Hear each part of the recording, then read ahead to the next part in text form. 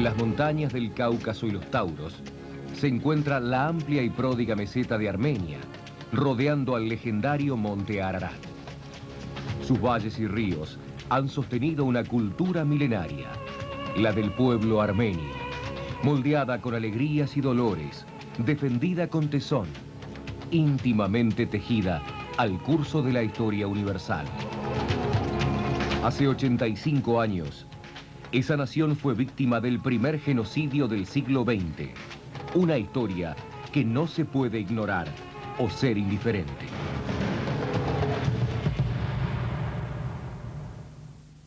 Auspician este programa Embajada de la República de Armenia, Gobierno de la Provincia de Córdoba, Institución Administrativa de la Iglesia Apostólica Armenia de la República Argentina, Comisión Pro Conmemoración del Genocidio Armenio, Colectividad Armenia de Córdoba, Becas Tacuí Merdinian y Bogos Balián. Los armenios denominan a su patria Ayastán, en honor al héroe y patriarca étnico Jair. El vocablo Armenia proviene de los vecinos, a menudo asociado a una fruta deleitosa, el damasco. Los romanos lo llamaron Prunus Armeniacum, ciruela de Armenia. Los asirios babilonios, Armano. Antiguos pueblos del Asia Menor, Jasura Armenaya.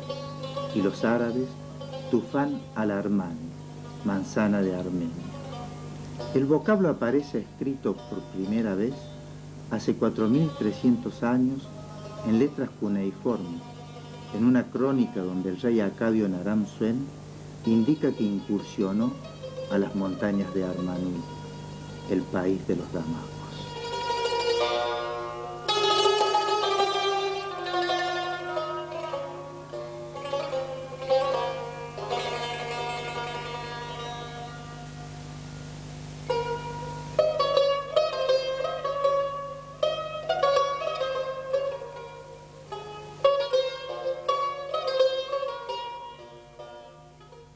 Dos veces mencionada en el Génesis bíblico como paraíso terrenal y como asiento del Arca de Noé, la meseta armenia albergó hace 600.000 años a los primigenios hombres, según revelan estudios arqueológicos en el paraje de Sanidar.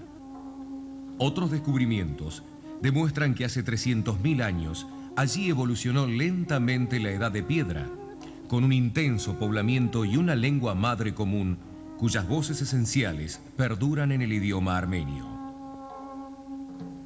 Devenido en tribus hace 10.000 años, procedieron a cultivar plantas, domesticar animales, confeccionar moradas de adobe, realizar complejas obras de irrigación y descubrir la fundición del cobre y otros metales. Tales recursos y tecnologías neolíticas fueron el fundamento para la evolución de diversos y sucesivos reinos protoarmenios que adquirieron su mayor organicidad durante las llamadas Edad del Bronce y Edad del Hierro, con los estados de Ayasa, Mitanni, Nairi y Urartu. Ellos mantuvieron una intensa relación comercial y diplomática con las civilizaciones cretense, egipcia, hitita y asirio-babilónica, entre otras.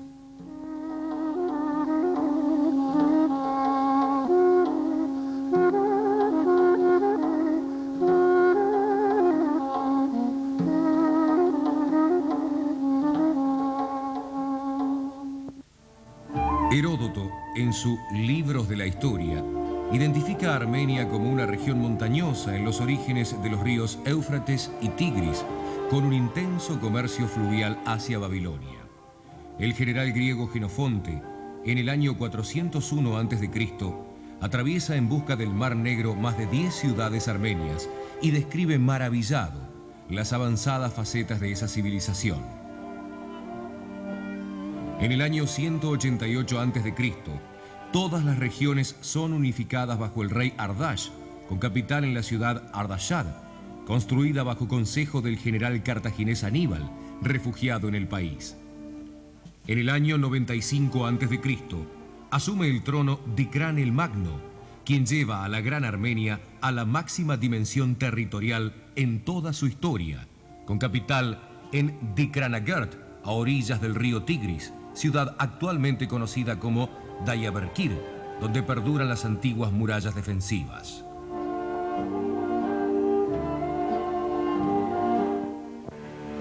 Resultado de las prédicas de los apóstoles Tadeo y Bartolomé, Armenia fue el primer estado que adopta el cristianismo como religión oficial en el año 301, siendo por tal motivo apostólico el carácter de su iglesia nacional fundada por Gregorio el Iluminador.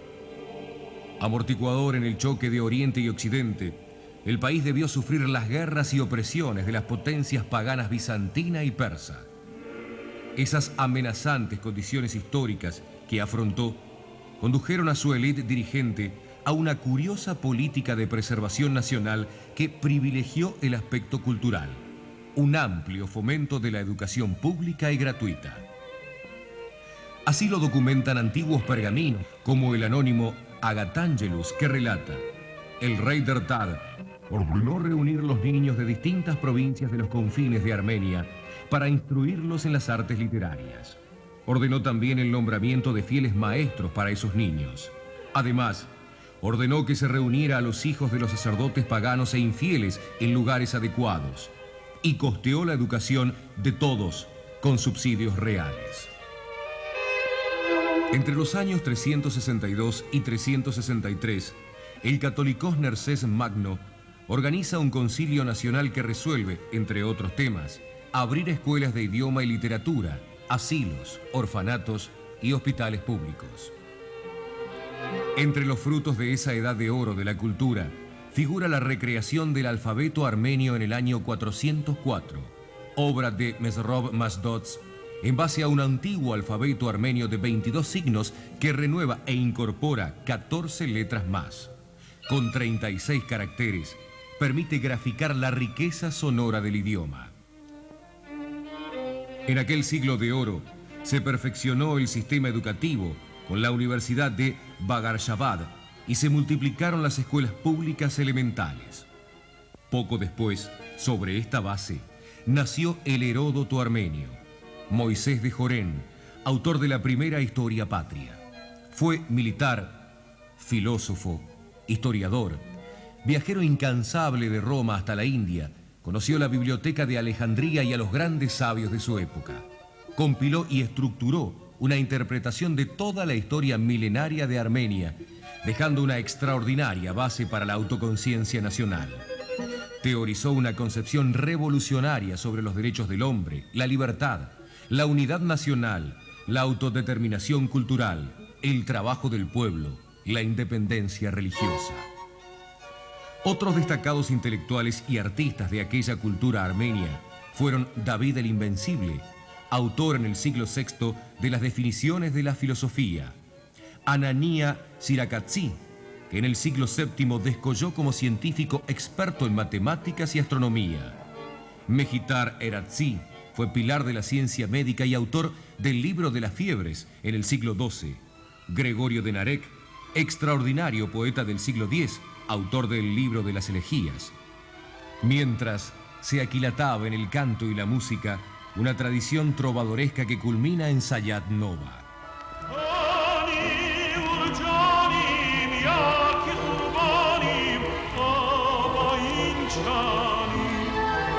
La cultura armenia ha quedado también plasmada con estilo propio en la arquitectura, que supo combinar a su propia tradición otros aspectos bizantinos y arábigos, recreándolos con indeleble particularidad, como en muchas iglesias inscriptas en base circular, fachadas con profusión de arcos, originales ábsides de piedra y cúpulas cónicas. Una de las primeras iglesias cristianas fue realizada por armenios en el año 66 y se cree que participó personalmente el apóstol Tadeo, por lo cual lleva su nombre en la región de Artás. La iglesia de Echmiadzin fue construida por primera vez en el año 302. Innumerables monasterios servían tanto para preservar la formación cultural en siglos de oscurantismo, perpetuando manuscritos que constituyen obras de arte admirables, y también para la defensa, ya que a menudo presentan murallas y torres.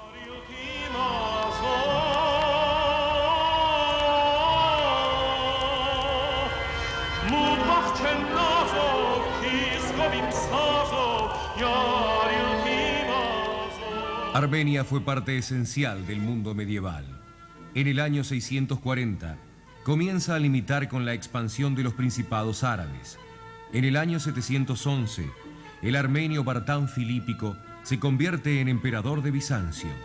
Durante más de un siglo, la realeza armenia seguirá alternando ese trono. Razón de esa hegemonía era el bastión que representaba ante nuevas potencias de Oriente. En el año 1000, tropas bizantinas adversas invaden Armenia para socavar su pujante autonomía. Este error estratégico debilitó el antiguo bastión y facilitó que en el año 1016 se produzca allí una intrusión de pillaje de tribus turcas. 4 décadas después, Armenia comienza a caer en poder de los turcos seluyuks. 4 siglos después, Bizancio queda en poder de los turcos otomanos, que durante casi 5 siglos dominan el Asia Menor y las costas del mar Mediterráneo.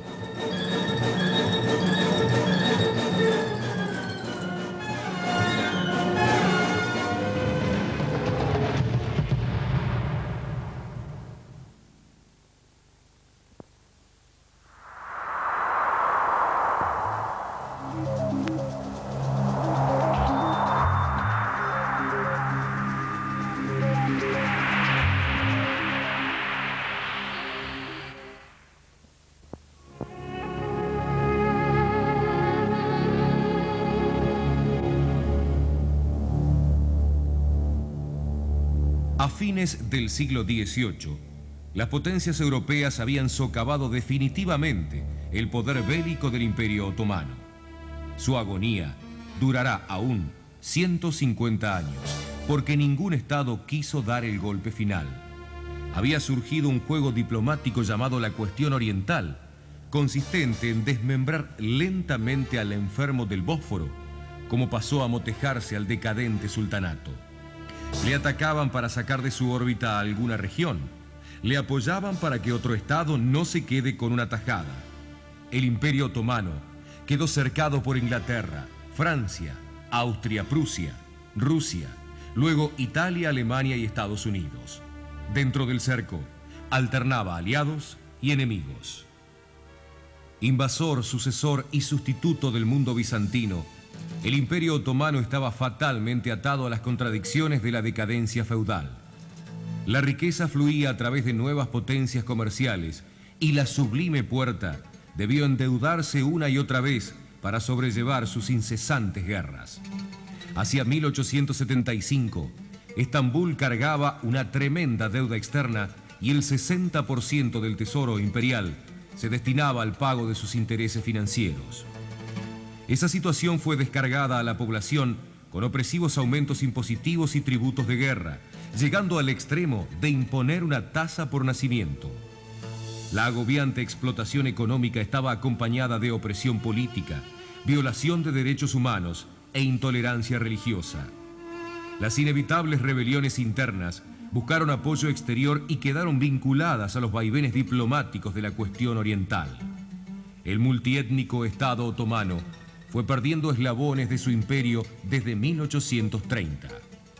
En 1878, el Tratado de San Esteban y el Congreso de Berlín instituyeron el estatus jurídico de minoría nacional para los armenios.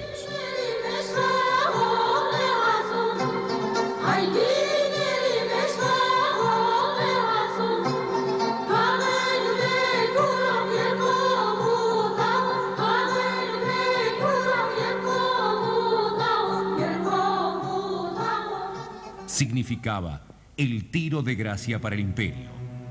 El sultán, que todo lo concedía a las potencias externas, reaccionó airadamente y ordenó a sus tropas de fanáticos amidios promover matanzas periódicas de armenios, que desde 1880 fueron realizadas regularmente ante el horror e inacción mundial.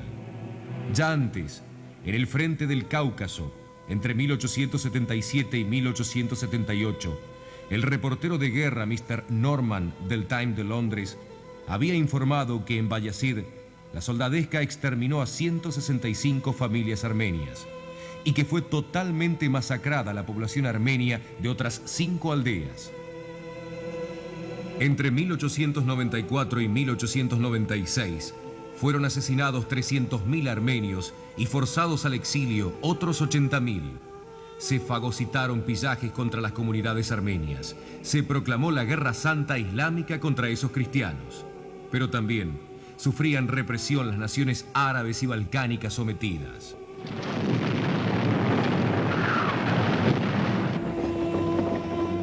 Entre 1909 y 1913, Turquía pierde otros territorios en los Balcanes. En medio de su debacle, se alinea con Austria y Alemania en la Primera Guerra Mundial. En este contexto, y bajo una ideología panturquista, se perpetró el genocidio contra el pueblo armenio. En 1914, el ejército otomano recluta a todos los armenios de entre 15 y 60 años. De inmediato, los desarma, los destaca a lugares aislados y somete a esfuerzos mortales.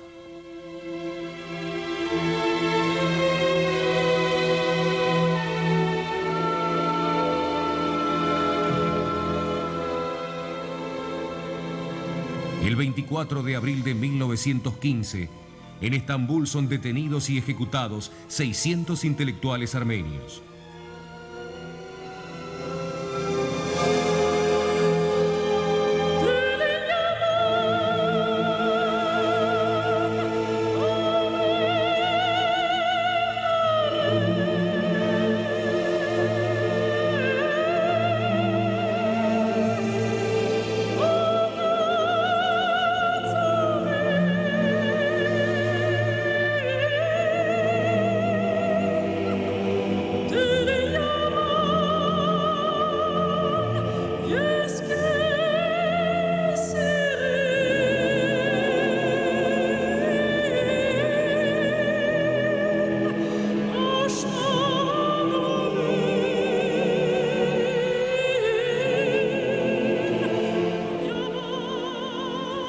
Como paso siguiente, el gobierno da órdenes secretas para cometer asesinatos contra la población armenia civil, someterla a pillajes y deportarla en grandes caravanas hacia el corazón de los desiertos para que perezcan por inanición.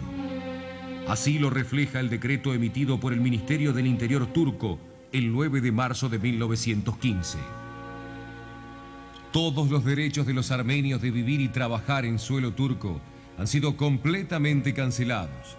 Con respecto a esto, el gobierno toma toda la responsabilidad y ordena no hacer excepciones de ninguna especie, incluyendo las criaturas recién nacidas. Sírvanse evacuarlos, ya sean mujeres o niños, e incluyendo incapacitados físicos. No dejen al pueblo turco protegerlos. Firma la orden criminal el ministro genocida Talat Pasha.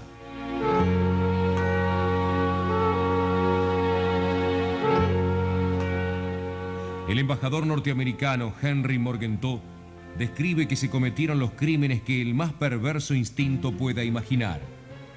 El escritor inglés Lord Byron relata que soldados kurdos y chechenos, ex criminales recién liberados de la cárcel precisamente para que sirvieran de guardias, cometen los aberrantes crímenes contra la población condenada. El profesor Arnold Toynbee escribe: desde los tiempos de Tamerlán, la historia no ha vuelto a registrar un crimen tan horrendo y llevado a cabo en tan gran escala. Entre 1915 y 1916, más de 1 millón de armenios de ambos sexos y todas las edades son masacrados a cuchillo y armas blancas en las aldeas, y más de 600.000 mueren en los desiertos. Cientos de miles alcanzaron a emigrar hacia Ereván, Armenia Oriental y otros países. Entre 1918 y 1920, tropas turcas irrumpen en Transcaucasia y continúan cometiendo matanzas de armenios civiles. Desde los crímenes de los hamidios hasta estos últimos asesinatos, el genocidio cobró la vida de 3 millones de armenios.